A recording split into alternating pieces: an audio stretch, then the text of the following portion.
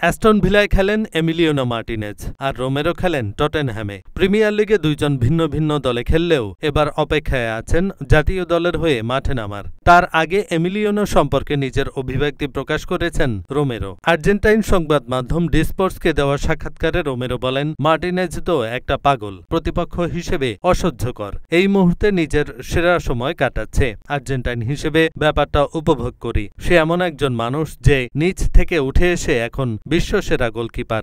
দেখতে ভালো লাগে, মানুষ হিসেবেও অসাধারণ। 2021 ও 2022 কোপা আমেরিকা ফিনালিসিমা ও বিশ্বকাপ জয়ী দলের সদস্য এমিলিয়ানো ও রোমেরো, যে দলের প্রাণভোমরা লিওনেল মেসি। আর্জেন্টাইন সুপারস্টারের হাতে ট্রফি দেখা রোমেরোর কাছে অন্যতম চমৎকার দৃশ্য।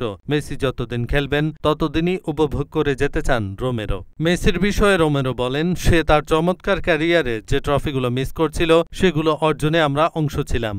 তার হাতে ট্রফি তুলতে দেখাটা ছিল আরও বেশি চমৎকার। সে যতদিন থাকবে ততদিনই আমরা উপভোগ করব। এহসানুল হক, ঢাকা পোস্ট।